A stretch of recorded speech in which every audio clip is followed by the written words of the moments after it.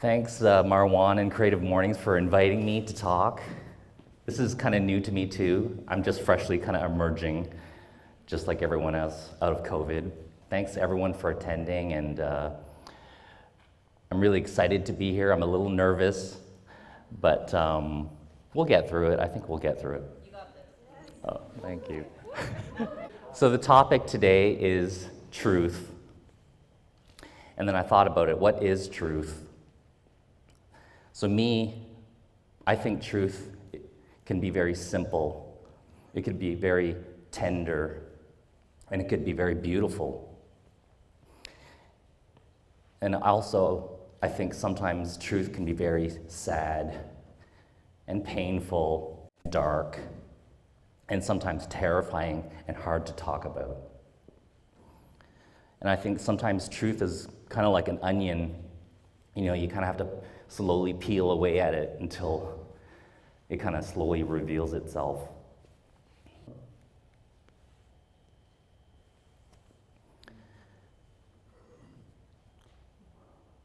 So instead of talking about truth, I think I'll talk more about, my art process and my artwork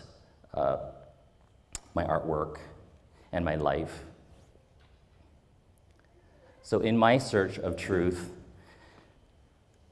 I ask questions. I often start with questioning.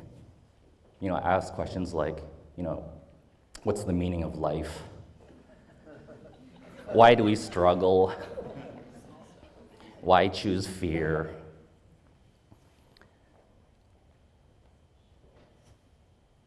And then I also ask other questions. I ask questions like, why the head tax? Why the Chinese head tax? Here, there's an image of me eye to eye with Johnny McDonald. It's at Ottawa's airport. At this moment, I was staring eye to eye with him, and I was having conversations with him, and I was asking questions. Why did you create the Chinese Immigration Act? Why did you displace Chinese Canadian families?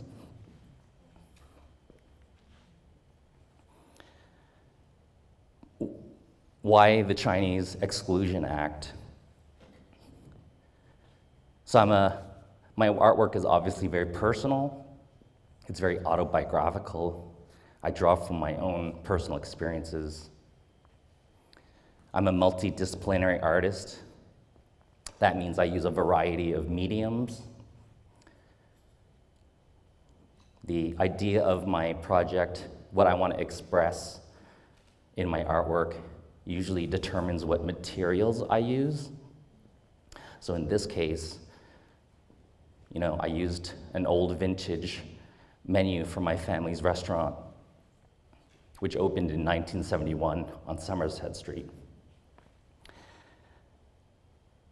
And you can see there's a $50 bill, and I wrote on the $50 bill, to me, it's a blank canvas, it's just a piece of paper.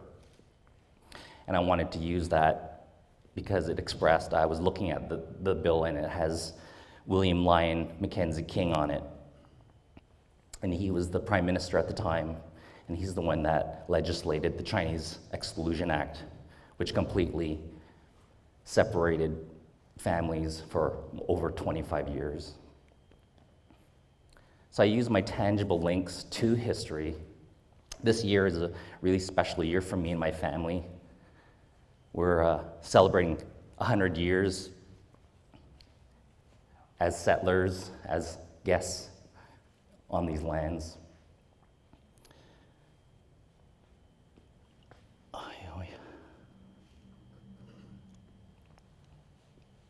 So here you see on the left-hand side, I inserted myself into the landscape. I'm holding my grandfather's certificate, head tax certificate, which he spent $500 in 1922. He was only 11 years old when he arrived. It'll actually be a few days from now that he actually arrived and landed and settled roots here in Hull, and then eventually Ottawa. So he died the year I was born, and I didn't get to know him, only through like shared storytelling and photo albums. So in this piece, in this diptych, you can see I'm holding a measuring tape.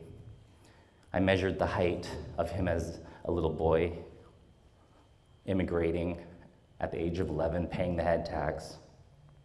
And it was a way for me to envision him and visualize him.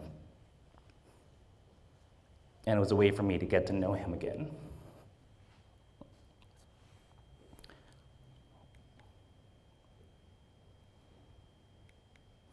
So through my process of investigation, I often come across very unsettling images that weren't taught to me in school, weren't taught to me in history class.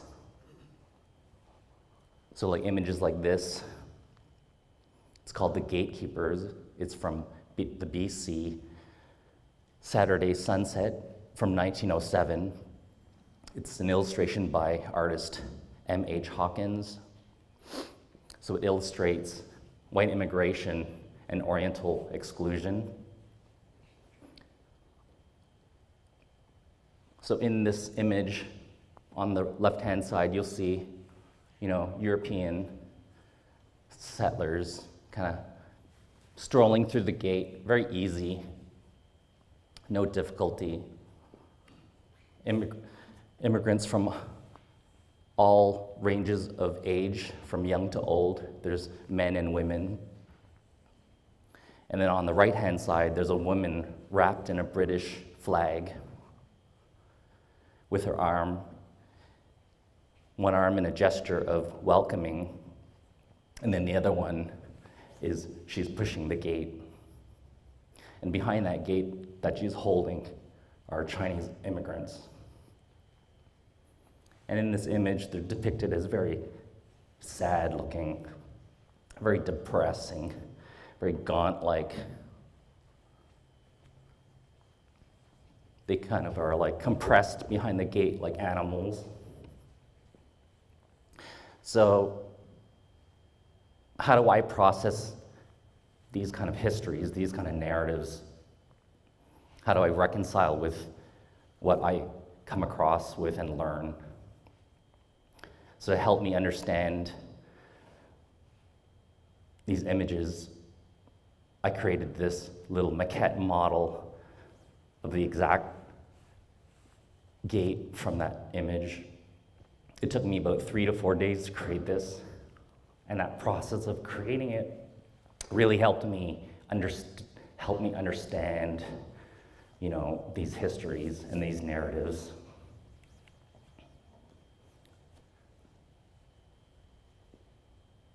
So, growing up, I was always in search of my stories, our histories. So I would go to libraries, I would go to galleries, I would go to museums, and I never saw myself reflected in those spaces. Like the National Gallery, for instance, I walked through the Canadiana section, and I never saw people like me. It always left me asking, where are the QT, BIPOC people, the colored people? Where are the Chinese people?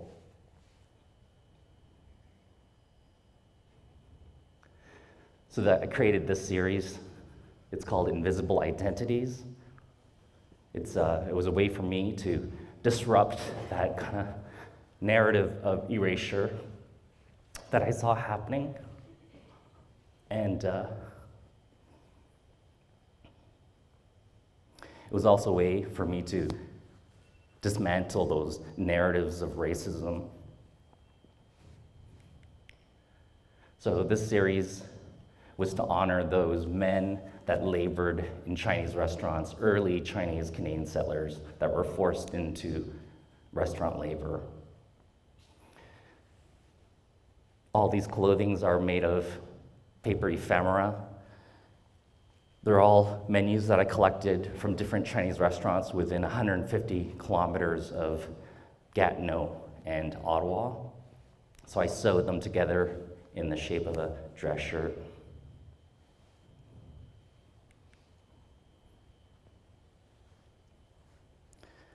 And then this is a waiter's vest. This series wasn't about being sad, because our lives weren't sad. There was laughter, there was dinners around the table, there was storytelling with elders.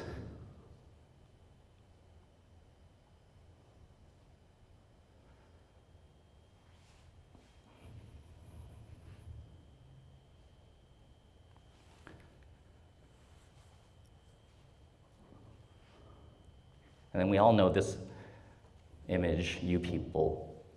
Racism is sometimes very subtle. It's very quiet. Sometimes it's very quiet. But then also sometimes it's very visceral and in your face hate.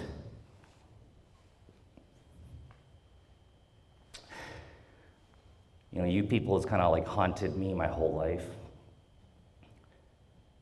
So when Don Cherry went on national television and spoke about you people, and that message went across Canada from coast to coast to coast.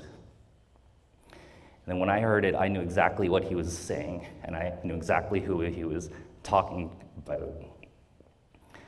So sometimes my work is very reactionary, and I don't spend a lot of time. I don't peel the layers, I just react. And this was one of them. The next day, I put the Chinese take-up menus through my inkjet printer, and I put like a whole series of text on it. Not just you people. The other texts were luck and resilience and family and strength. Oh God. So then rewind back to COVID, March 13th, we all were in lockdown. I remember exactly where I was. It was Friday night. Doug Ford asked us all to close down our businesses and go home and stay home. So that night I went home and I was in my studio. And I was already dealing with the loss of both my parents. So I felt so low. I felt so defeated. I went online, and then all my friends were struggling with loss of work. All my creative friends were struggling with loss of inspiration.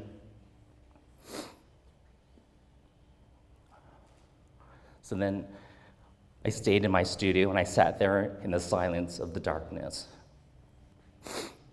And I was reminded of why I rise.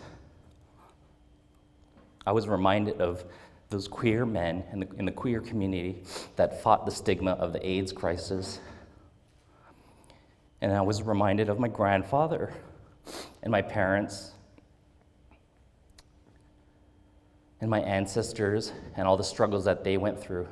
And then all of a sudden, my problems didn't seem so bad. So I went into the studio and I made my first pandemic mask.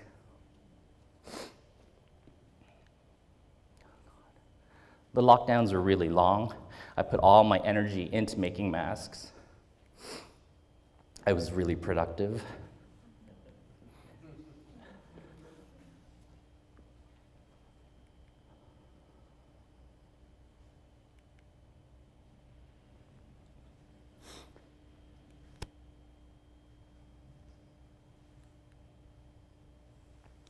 COVID also allowed me to reflect and look from above at what was happening in the world.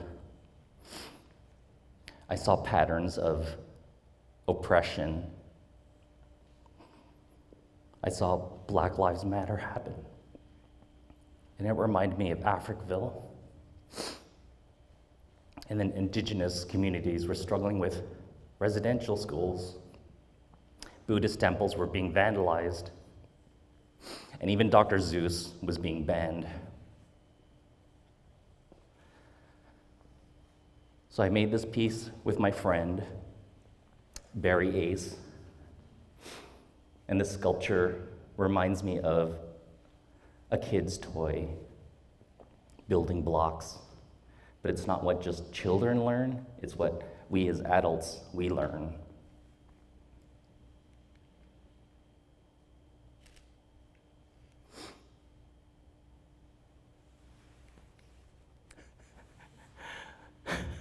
So I'm just going to cycle through my work and my body of work to kind of give you a better picture of, if you already haven't got a better picture of my body of work.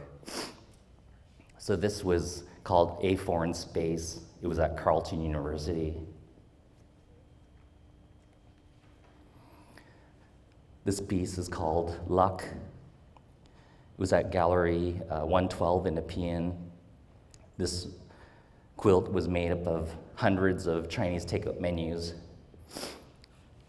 and like over 400 lucky red envelopes.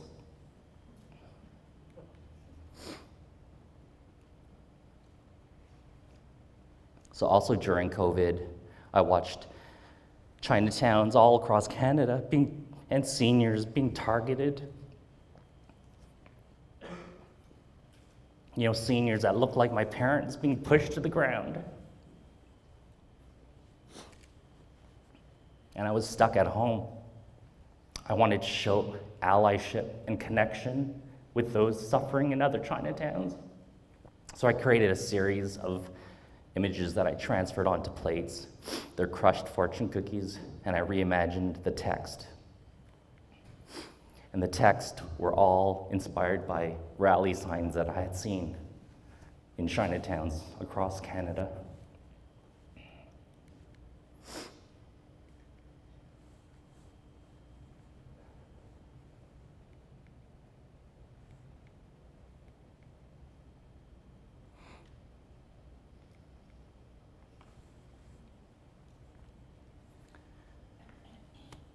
I made a huge ceramic fortune cookie the size of a basketball.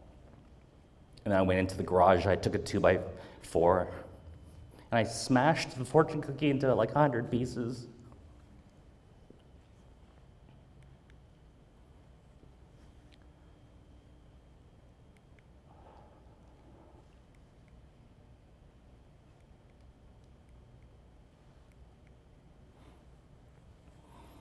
So this year was a really good year for me.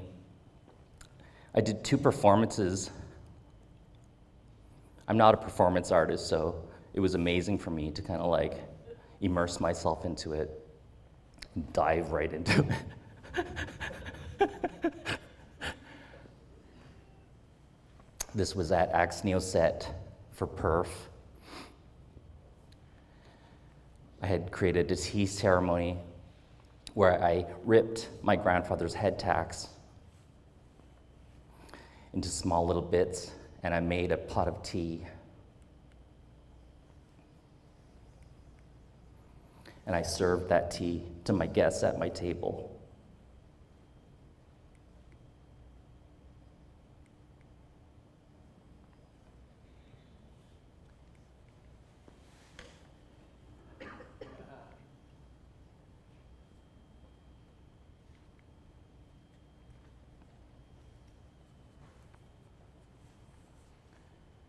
I also had the opportunity of crossing Canada. I was invited to Vancouver by Paul Wong to be the featured artist for Pride in Chinatown. And I love that pun on words, Pride in Chinatown, pride.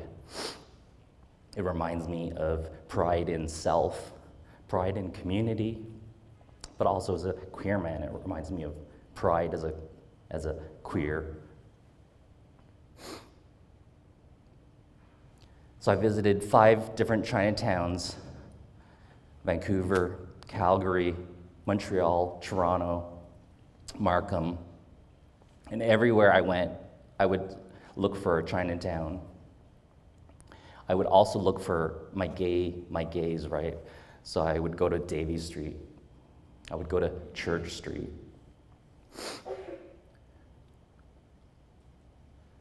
And then I would document my journey across Canada, and I would bring these frames from an old Chinese lantern.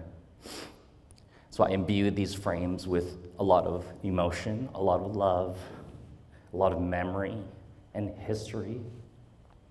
And I documented my trip across Canada with these frames, and it was a way of me seeing myself reflected in the Canadian landscape.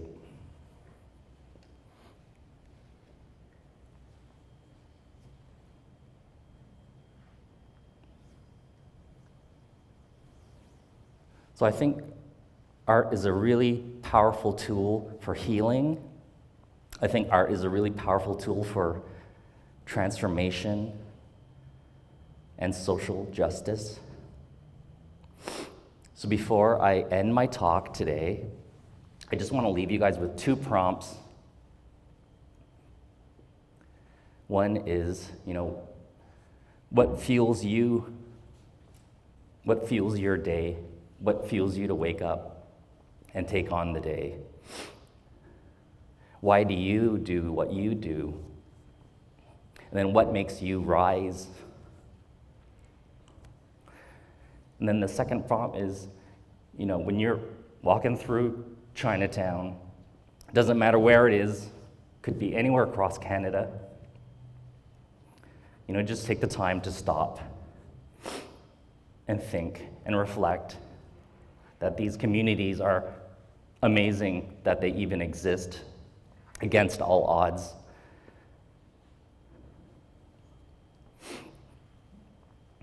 That Chinatowns are physical manifestations of what resilience and strength look like. And I think they should be celebrated and cherished. That's it, thanks.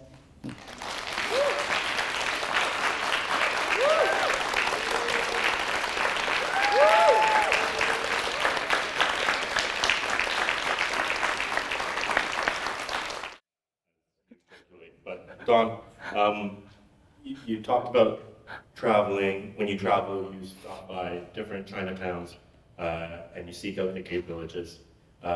What similarities have you found between the 2 communities? Oh, that's a good question. I love Kimberly Crenshaw's, she coined the term intersectionality. I love that. I didn't have these terms or hashtags, anti-Asian hate hashtags, or hashtag resilience when I was growing up. We just did it. We just tried to work our way through these struggles. But as a queer man and as a Chinese, I've seen, if I had made a graph, and one graph was racism and one was homophobia, in my lifetime, I would say racism has always been a steady current, upward current, and homophobia has really kind of died. I don't worry about it anymore. It's not what worries me about leaving the house. Until the last situation in Colorado, right? So when I travel across Canada, I see so many similarities between Chinatowns and queer villages. Queers just want a space where we could feel protected and safe. We want to create a community where we can generate commerce so we can survive. And Chinatowns are built the same way. So I love that similarity. I've had the privilege of knowing Don for years. And it's very brave of him to come up and speak his truth. So thank you, Don. And he's always taking inspiration from his life for his works. My question is, you touched on the COVID restrictions, closing everything down, and putting everything in silence and darkness as maybe what spurred you to this? Is that what spurred you to ask questions about the Chinese history and exclusion of past family members? I think it was something inherent in me as a child I knew there was always something other, something that wasn't answered that I always was trying to explore. Thanks so much, Jill. That's a good question. We have time for a few more. Oh, well, I was thinking, in Chinatown, I learned everything I needed to know about my heritage, myself, my culture, my language, and then I would go outside of Chinatown and I would learn French and English and about colonial settler histories. So that's one thing I cherish about these communities. They offer me a way to see myself reflected.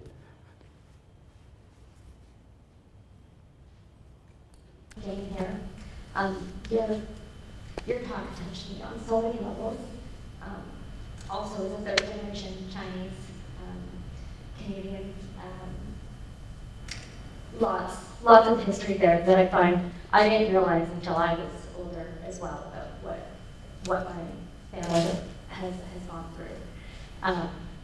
My question though, I recently read this article about the future of Chinatowns and how they are on decline for various reasons. But I look at our own Chinatown and what's happening, and I know you're so close to that community. I just wondered if you could touch on, how is it going, and how could the community rally behind that to help make it thrive? Oh, that's such a good question. Oh my God, Jane, that's a question that every community that I went to, every Chinatown I went to. I have a show in the Dr. Sun Yat-sen Gardens right now, currently, and all the staff, all the shops, they were all there at the opening. They were all there. They wanted to see themselves represented too. They wanted to hear someone talk about these conversations. How can we support our own communities? Maybe they didn't have words for it. Maybe they didn't want to say erasure of the communities, but the spirit was there, and they were in search of the answers. And I found that was a very common thread across from like people I would meet in Calgary, and I would listen to their histories and their stories. And then Montreal and Markham. So I think there's a foundation being created where we can talk about these now.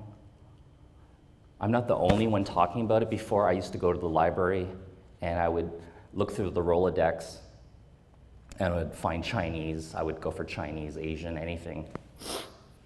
And it was always those art history books that were very romanticized, sculptural, stoic, kind of dead sculptures. But I think now, like we live in such an age of communication where there's a different generation like us that are talking about it. And I've been taught as a queer man, like our voice has strength, our voice has power. And to heal that trauma and to heal that pain is to identify it and to identify that truth, identify that pain and confront it and move forward. And I find that was happening a lot in the faces of the people that I was talking with. Just support your Chinatowns. Go there, eat, shop. I bought an amazing singing bowl in the shop beside our family's restaurant yesterday. And then I got to know Stephen, the owner. Build relationships. I think some of you guys know that I've been trying to do that in Chinatowns for years. So it's nice to see others kind of taking on that role, like people like Henry Yu, the professor at UBC, people creating documentaries. Yeah, it's really wonderful.